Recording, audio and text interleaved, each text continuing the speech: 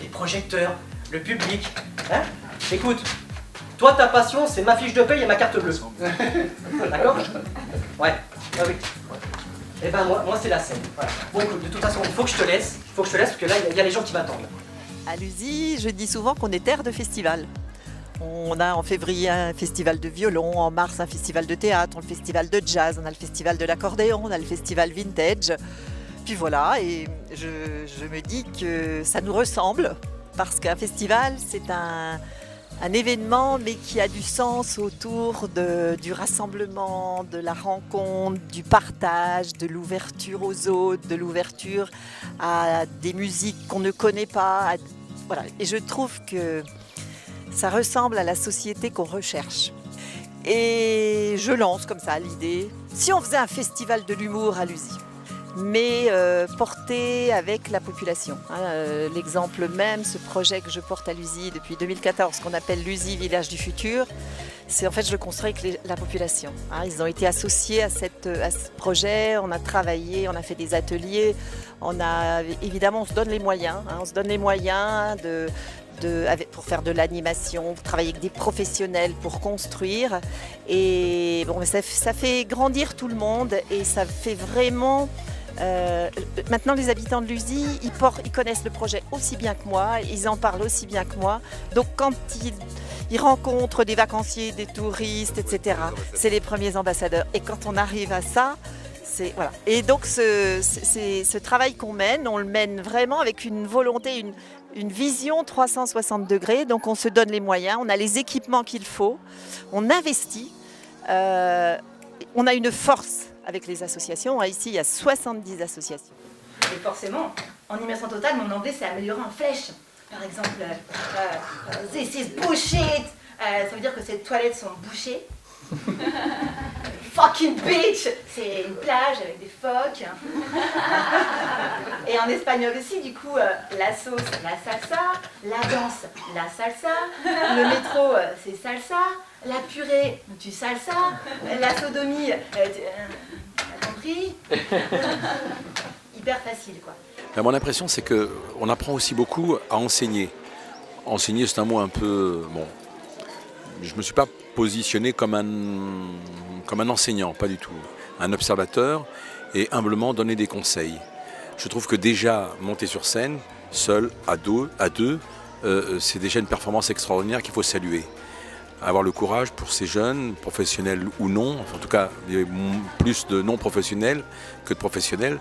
Je trouve que c'est merveilleux de les voir passer le pas, monter sur scène et s'exprimer ce qu'on vient de faire devant un public. Voilà. Alors mon regard, c'est un regard d'un mec qui a 40 ans derrière lui de scène, ce qui fait que j'essaye de donner humblement des conseils à la fois de jeu, d'expression, aussi d'écriture, pour que ce soit le plus cohérent et le plus efficace.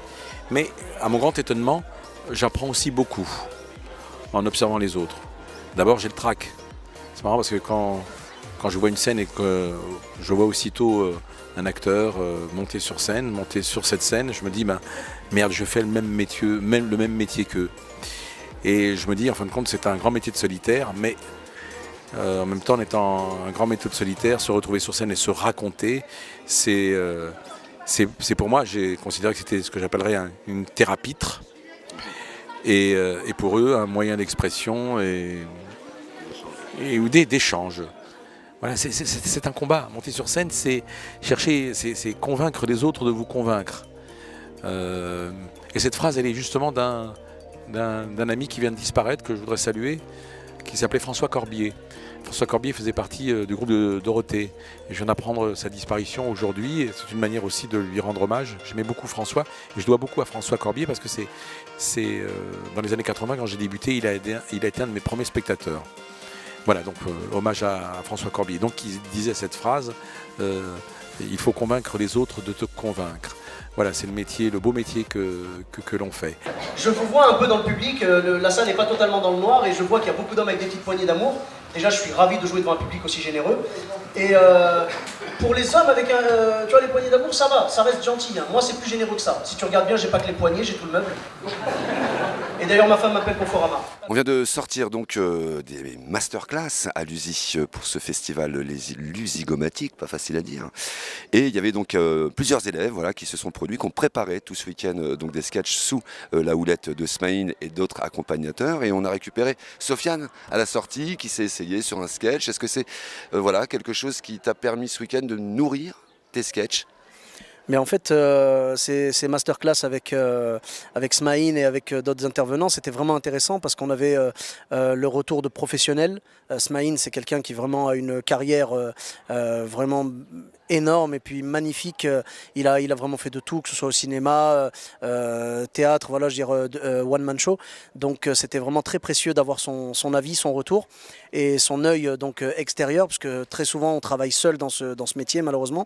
Et donc le fait d'avoir quelqu'un qui peut nous apporter cet œil extérieur et puis surtout avec l'expérience qu'il a avec lui, ça pouvait être que bénéfique. Donc il nous a montré un petit peu les lacunes, les choses à travailler, parce qu'évidemment il faut toujours travailler, il n'y a pas de secret. Et il nous a montré ça. Même lui aujourd'hui continue à travailler puisqu'il est en train de monter donc son nouveau spectacle.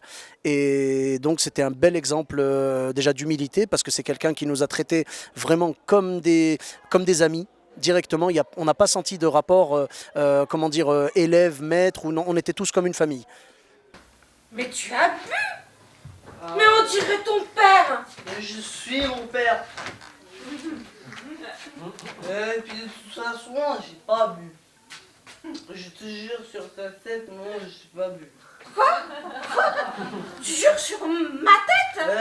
Eh ben, elle doit pas valoir bien cher ma tête, hein. J'espère au moins que les 20 € que je t'ai donnés avant de partir n'ont pas fini dans de mauvaises mains. Hein. Mais de toute façon, déjà au moment où tu me les as donnés, ils étaient déjà entre de mauvaises mains.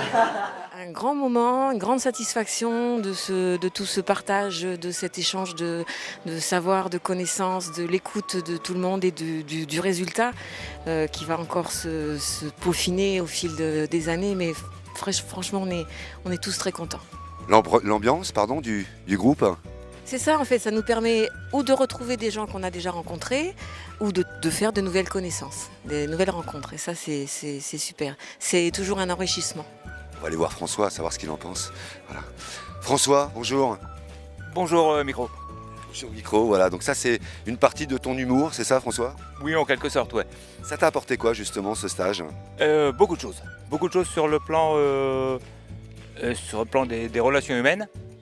Et puis alors j'ai stressé comme un malade avant que de jouer. Et maintenant ça me donne encore plus envie de jouer. Comment t'as atterri sur ce stage? Comment t'as été informé de ces masterclass? Eh ben, j'ai commencé les premières masterclass l'année dernière. Il y avait un petit article dans Lyon Républicaine. Puis je me suis dit pourquoi je me lancerais pas. Et puis voilà. D'accord. Eh ben on va aller voir Malika maintenant. Merci François. Donc les masterclass que tu as fait cette année, qu'est-ce que ça t'a apporté? Parce que je sais que tu fais un spectacle, tu tournes déjà avec un spectacle. Est-ce que ça t'a permis effectivement de resserrer? Est-ce que ça t'a permis de travailler autrement? Oui, ça m'a permis, grâce à Stéphane, Smaïn et Nadia, d'évoluer sur le plan émotionnel, beaucoup. Après, le travail est déjà fait sur la mise en scène, mais Smaïn m'a apporté beaucoup de clés que je n'avais pas. Et Nadia, avec sa générosité, sa technique aussi de l'observation, a su trouver les mots. Et avec un ensemble de tout ça, plus la chaleur humaine des gens, plus l'USI qui est une commune extrêmement chaleureuse, vraiment, et ça a pu faire grandir encore mon One Woman Show qui se produit bientôt à Montreux-Melun et Mency. Et je pense qu'il sera encore de plus beau et il y aura encore des nouveautés grâce à ce festival et grâce à ce stage. Hein. Heureusement que je lui ai pas demandé de me faire le Kama Sutra. Il m'aurait dit, c'est quoi cette tagine? Du coup, impossible de fermer l'œil de la nuit. Hein. Et je me tourne à droite, et je me tourne à gauche, et je me tourne à droite, et je me tourne à gauche. Et là, il me regarde. Ben là, chérie, t'arrives pas à dormir? Ben non, t'es là, je serai mon puni. Pas grave, t'as qu'à compter les moutons. Ben voyons, c'est pas l'Aïd. Du coup, j'ai dit, les Arabes, c'est terminé. Qu'est-ce que je vais vous dire, mesdames? Une femme sans puni, ce n'est pas une femme épanouie. Eh ben parce qu'il y a Nadia qui est venue me voir il y a peut-être 9 ou 10 mois de ça. en me disant on va faire un super truc sur l'USI, un festival de l'humour. Est-ce que tu pourrais nous faire notre affiche? Je crois bien que c'était toi qui avait donné mes coordonnées, mais en fait, bon, elles circulent de toute façon, donc voilà. Et puis on a bossé là-dessus pendant un petit moment. Jusqu'au dernier moment d'ailleurs, donc ça fait 9 mois que je suis sur l'affaire. Voilà, et puis le truc me séduisait vachement bien. J'ai eu Smain au téléphone plusieurs fois et tout. Voilà, ça m'intéressait vachement. Et puis allez hop, on a dit on y va. Quel immense bonheur de revenir à un concert à l'USI. Mais quel immense bonheur. Ah, je suis tellement contente. Puis vous savez, quand je vois tous ces fans-là, à 50 mètres de moi, entassés contre des barrières, puis qui se font écrabouiller comme des pop-corns, puis évacués par les secours vers les hôpitaux les plus proches, je crois que c'est ma plus belle récompense. Lors de mon dernier concert à Mexico, j'ai eu droit à 2 traumas crâniens. Ça fait vraiment plaisir. Ouh!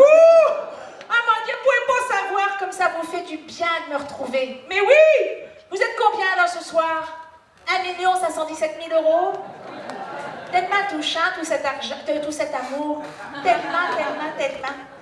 Alors, vous savez, je me dis une chose, c'est que des fois je me pose la question, je me dis bon sang, mais si j'avais pas de talent, je me dirais, bon Dieu, mais qu'est-ce que vous foutez là? Alors ce soir, je voudrais en profiter pour envoyer des mecs à la France entière qui achètent mes disques. Et puis également à tous les habitants des autres planètes qui ne connaissent pas encore mes chansons, je voudrais leur dire que je pense à eux très fort. C'est Smain qui avait fait la mise en scène d'un spectacle il y a un peu moins de 10 ans qui s'appelait Prise de tête. Donc il avait fait la mise en scène de ce spectacle et on est resté en contact et voilà, et il m'a dit tiens, je connais bien Nadia qui est à l'USI, c'est une copine, ils montent leur premier festival d'humour, est-ce que ça te branche de venir? Alors je me suis dit écoute, oui, voilà, quand c'est un ami qui vous le demande, et puis les festivals c'est toujours très sympa. Je suis imitatrice parce que j'ai 28 ans de guignol.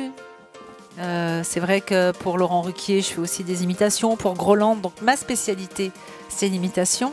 Mais au travers de ça, je suis quelqu'un qui aime bien me marrer dans la vie, qui fait des vannes, qui sent un peu les situations absurdes de la vie et qui essaye d'en tirer parti sur scène. Donc je pense que j'ai une nature comique aussi.